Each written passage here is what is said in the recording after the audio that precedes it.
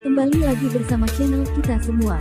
Jika Anda suka, jangan lupa komen, like dan subscribe, serta bila Anda berkenan, aktifin subtitlenya supaya ada tulisan teksnya.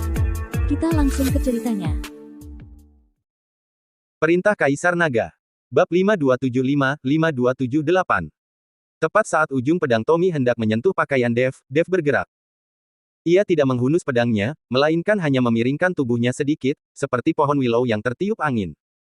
Gerakannya tampak lambat, tetapi cukup untuk menghindari serangan fatal itu. Pada saat yang sama, ia menekan jari telunjuk dan jari tengah kanannya dan mengetuk ringan punggung pedang Tommy. Terang. Setelah suara nyaring, Tommy merasakan kekuatan aneh menjalar di sepanjang batang pedang. Pergelangan tangannya tiba-tiba mati rasa, dan pedang itu tiba-tiba terangkat tak terkendali. Perubahan mendadak ini mengejutkan Tommy. Ia segera menghunus pedangnya untuk membela diri, tetapi melihat sosok Dev mendekat seperti hantu, ujung jarinya memancarkan cahaya keemasan redup, mengetuk pergelangan tangannya yang menggenggam pedang. Jantung Tommy bergetar. Gerakan yang tampaknya sederhana ini menghalangi semua kemungkinan gerakannya. Ia hanya bisa tiba-tiba melepaskan gagang pedangnya, membiarkannya jatuh ke tanah, sambil mundur cepat, mencoba menjaga jarak. Tapi bagaimana mungkin Dev memberinya kesempatan? Dev melangkah setengah langkah ke depan dengan kaki kirinya, diikuti kaki kanannya. Seluruh tubuhnya tampak tepat di belakang Tommy, tangan kirinya dengan lembut bertumpu di bahunya. Terima kasih. Sebuah suara tenang bergema di telinga Tommy. Tommy merasakan kekuatan yang lembut namun tak tertahankan, dan tubuhnya tanpa sadar terhuyung ke depan beberapa langkah, hampir jatuh dari panggung. Setelah mendapatkan kembali keseimbangannya, ia kembali tenang. Melihat pedang penebas naga Dev, yang masih terselip di pinggangnya, wajahnya memucat. Ia bahkan belum memaksa pedang lawannya keluar, dan ia sudah kalah. Sesaat kemudian, penonton terdiam, terpana oleh pemandangan yang luar biasa ini. Sesaat kemudian, tepuk tangan meriah pun menggelegar. Gerakan yang cepat sekali. Teknik jari macam apa itu? Bahkan bisa menangkis jurus pedang dari alam manusia abadi. Dev Chen ini, dia punya sesuatu. Safia dan yang lainnya melompat kegirangan. Matthew menepuk pahanya dan tertawa, aku tahu anak itu punya keahlian. Silabus Mo, berdiri di antara penonton, sekilas terkejut di matanya, lalu berubah lega. Dia mengenali jurus yang baru saja dilakukan Dev sebagai, menginjak salju tanpa jejak, milik Sekte Pedang, hanya saja Dev melakukannya dengan lebih baik, bahkan mengisyaratkan teknik, langkah udara.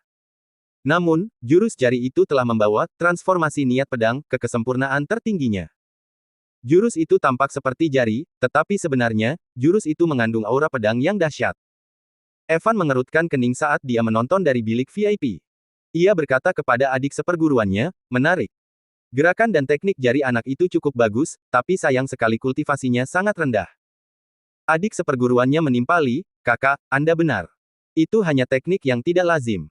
Jika dia bertemu dengan teknik pedang pembelah langit, milikmu, dia pasti tidak akan tahan. Evan mencibir, berhenti bicara, lalu kembali menatap ring.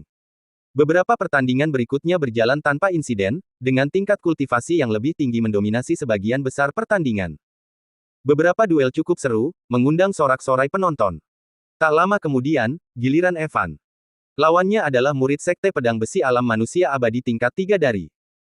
Begitu keduanya beradu, Evan melepaskan teknik pedang pembelah langit miliknya. Pedang panjangnya terayun dengan desisan tajam yang merobek udara. Setiap serangan begitu kuat dan dalam, dan kilatan petir samar bersinar menembus bayangan pedang. Gerakan pedang murid Sekte Pedang Besi itu kuat tetapi kurang lincah.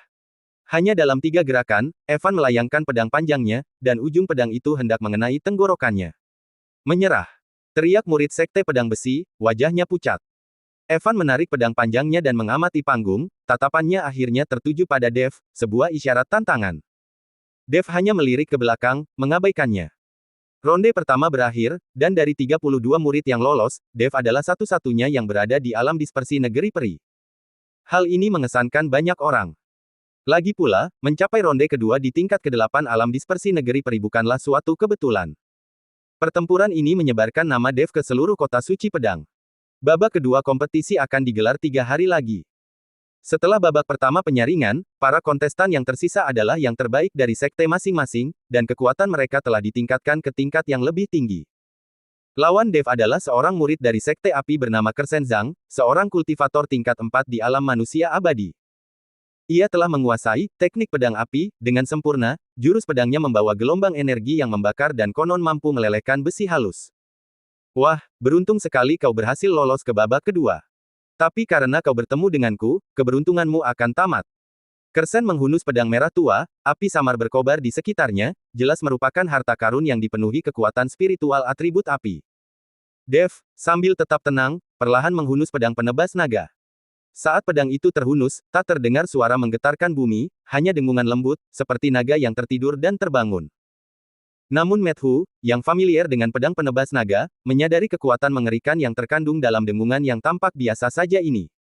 Oh, akhirnya menghunus pedangmu. Senyum sinis tersungging di bibir Kersen. Aduh, pedangmu akan menjadi besi tua di hadapanku. Sebelum ia selesai berbicara, ia mengayunkan pedangnya. Cahaya merah tua bersinar seperti naga api yang muncul dari laut, membawa gelombang panas yang membakar ke arah Dev. Kerumunan di bawah merasakan gelombang udara panas yang menerjang ke arah mereka, dan banyak kultivator dengan tingkat kultivasi yang lebih rendah secara naluriah mundur beberapa langkah. Api yang begitu dahsyat. Teknik pedang api, ini benar-benar sesuai dengan reputasinya. Kalau begitu Dev dalam masalah. Energi spiritual alam dispersi negeri peri tidak bisa bertahan dengan api yang berkobar ini. Menghadapi pukulan dahsyat dan menghancurkan ini, Dev justru maju, bukannya mundur. Dengan jentikan pergelangan tangannya, pedang penebas naga membentuk lengkungan aneh di udara, bagaikan seekor antelop yang bergantung di dahan, tanpa meninggalkan jejak. Dimanapun pedang itu berkilat, naga api yang tampak ganas itu langsung hancur berkeping-keping, seolah-olah telah bertemu musuh bebuyutannya. Apa? Kersen merasa ngeri. Ia belum pernah melihat seseorang dengan mudah menangkis teknik pedang api miliknya. Sebelum ia sempat bereaksi, pedang Dev, bagaikan ular berbisa yang keluar dari sarangnya, langsung mengarah ke pergelangan tangannya. Serangan itu berada pada sudut yang sangat tajam, mustahil untuk dihindari. Kersen hanya bisa menjatuhkan pedangnya tiba-tiba, mengepalkan tangan kirinya secara bersamaan, dan menghantam dada Dev dengan energi spiritual yang membakar. Menyadari bahwa ilmu pedangnya lebih rendah daripada lawannya, ia berusaha mengandalkan kultivasinya untuk pertempuran yang menentukan. Kilatan dingin melintas di mata Dev, dan ia berputar cepat, menghindari pukulan itu sambil mengayunkan pedang penebas naga. Swiss. Pedang itu berkilat, dan lengan baju Kersen teriris rapi, meninggalkan bekas darah di lengannya.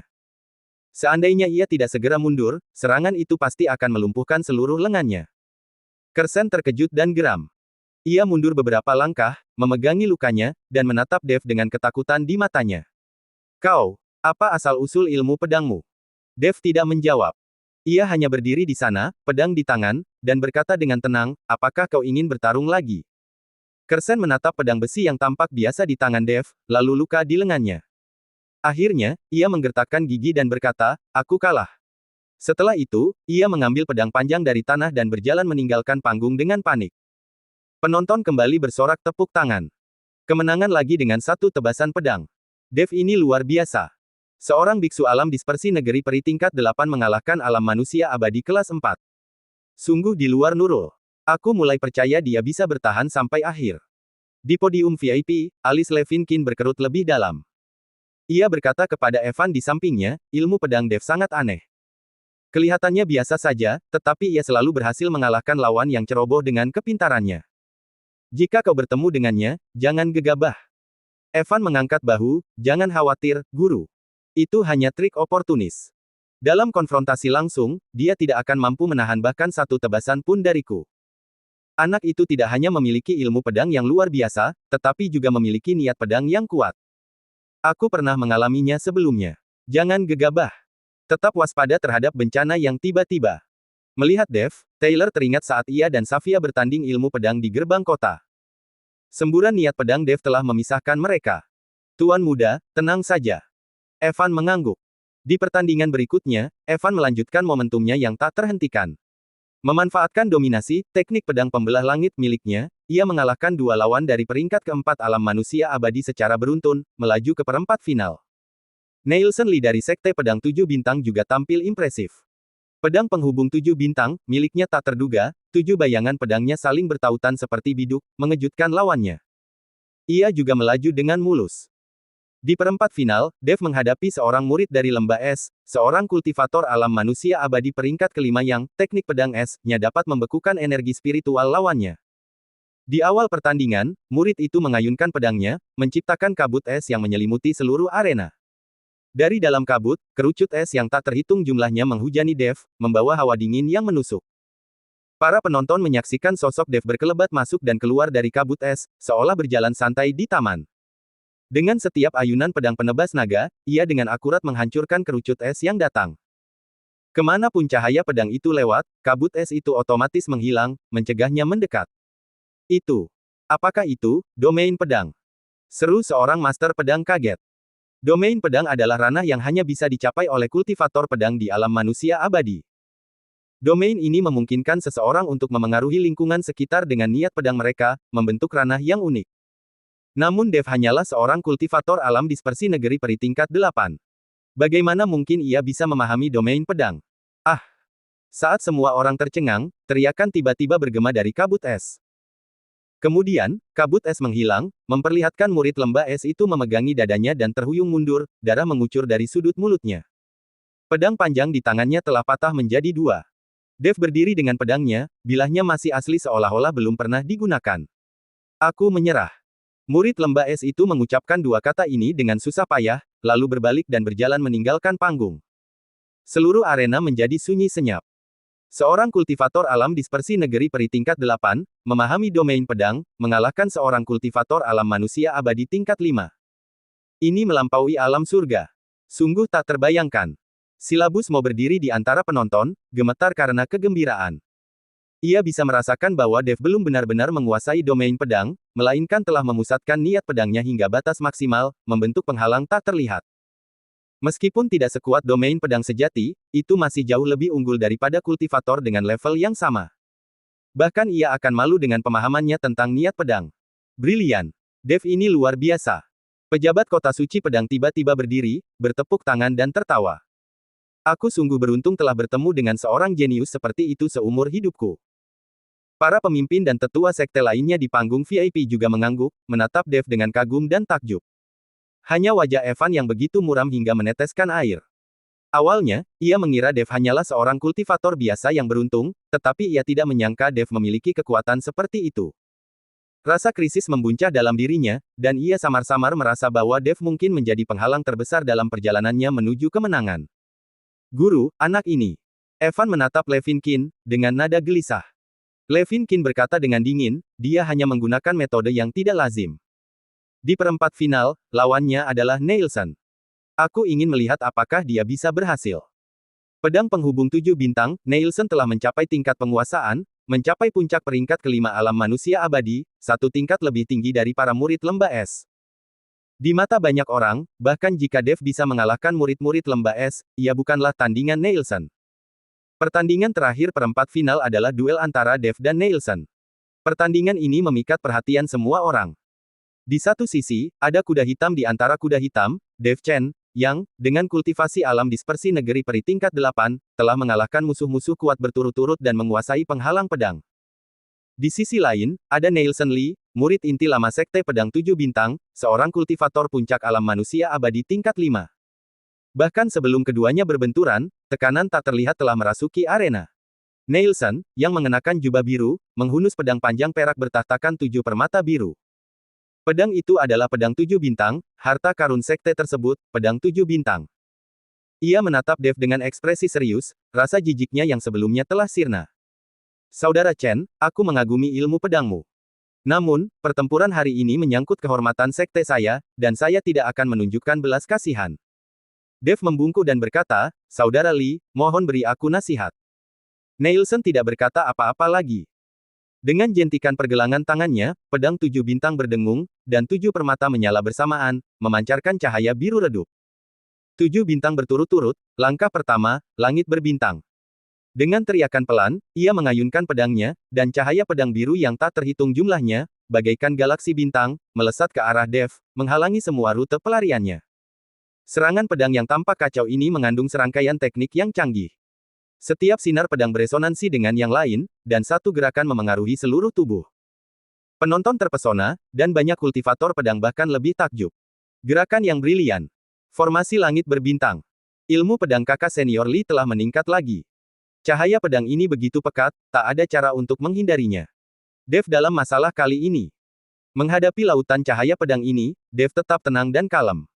Ia menarik napas dalam-dalam, dan pedang penebas naga perlahan berputar di tangannya, membentuk roda pedang yang terlihat.